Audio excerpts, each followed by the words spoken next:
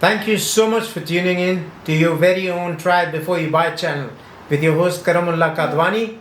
Today is going to be all about Imitation Man by the House of Amouage as promised in my last review, which was for Fortnum and Mason the Parfum from the House of Roger Dove. Imitation Man by Amouage is a leather fragrance for men. It was launched in 2018. The nose behind this fragrance is Leslie Gerard, who has created nothing especially as good as this one. This is her masterpiece, in my opinion. Top notes are citron, nutmeg, and black pepper. Middle notes are Turkish rose, orris, and violet. The base notes here are leather, myrrh, patchouli, vetiver, and castoreum. When it did launch, they had stages to the launch, if I may say so. May 13th was its exclusive launch at Harrods, became available for purchase in all Amouage stores in Muscat in June, and launched worldwide in July 2013. The imitation concept reflects their slogan, "Life imitates art." Opening is a pure genius. There are opening notes that may hit you different. Black pepper and citron fruit. That should already remind you of the opening of Fortnum and Mason, the Parfum, as this uses citron as well. Striking coincidence. I will tell you why I say so at a later stage in the video, and we shall try to solve this together. Here again in this composition, all the notes hit you early on and remain for the majority of the fragrance.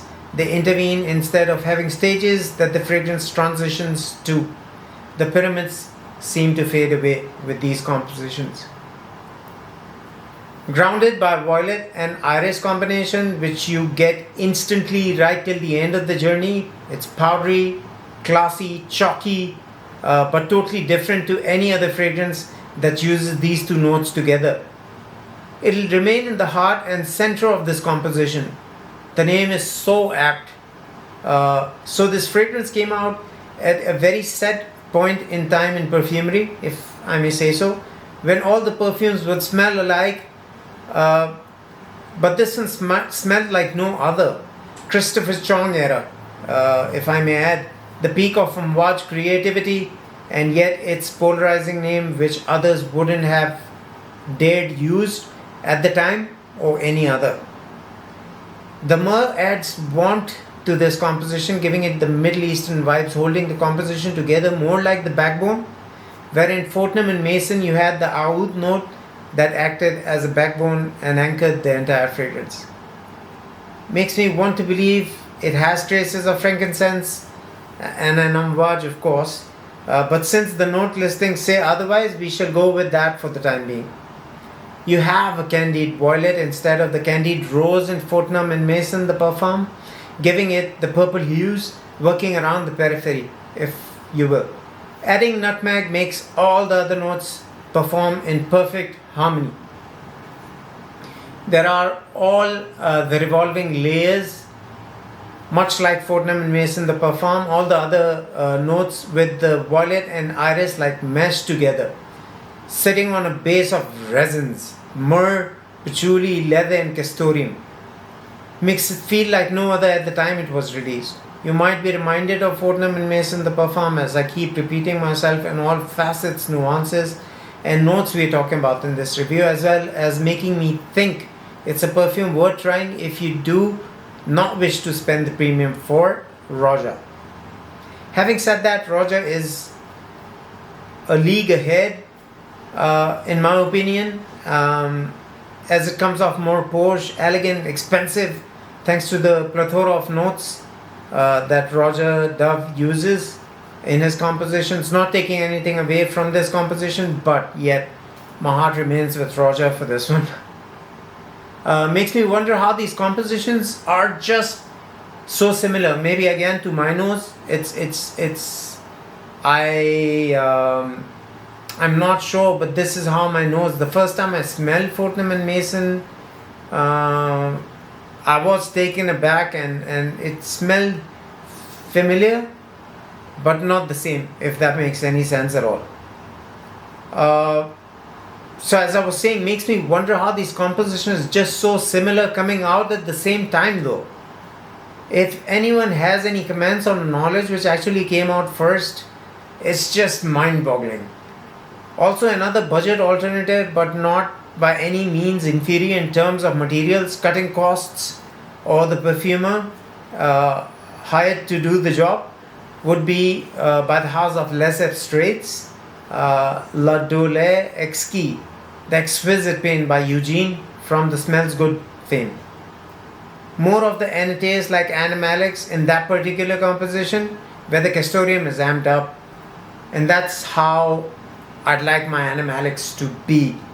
There is another striking similarity, which is the note of rose, a very dense, jammy rose at that, brings heft to this composition. The florals here are rose, violet, and iris, being dead in the center of all the other notes in this composition.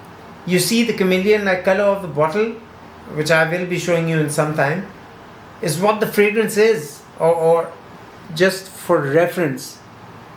See all the different hues. You see the purple hue coming in, going out, the different shades. It's a beautiful bottle though, with the Amouage medallion, if you will. It is also engraved with my name and the crown. This is a service offered free to me by the House of Amouage, as I do own a majority of the masculines. It represents the high life of the New York City back in the 70s. Terry purple, color of maybe the aristocrats, the kings, the richest of the richest could have at the time, as I don't know how many snails were processed to get the tint for their garments and how much time consuming it would be. Is also the color that Roja likes to flaunt.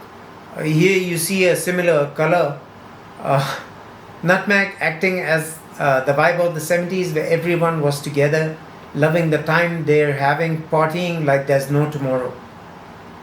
But the sense of keeping all the notes together without disrupting the harmony. Again, vintage-like, but with a twist of modernity. A true classic, much like Fortnum and Mason, the Parfum, another artistic masterpiece, if I may say. Lucky to be alive in this date and time to enjoy these anomalies, which our future generations may not, looking at whatever the majority of the fragrance houses are heading to and what's trending in modern times.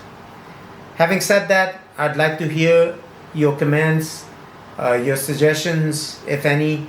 If this review helps in any ways with your fragrance journey, help you better understand fragrances, please do comment below. Please do like, share, and subscribe to this video and channel. That helps the channel keep afloat. As mentioned several times earlier, all the perfumes that are purchased with my hard-earned money. I do not get free bottles. I do not have any sponsors as such, except my better half, that's my wife. Hope you've enjoyed this video. Until the next time, your host Karamullah Kadwani signing out.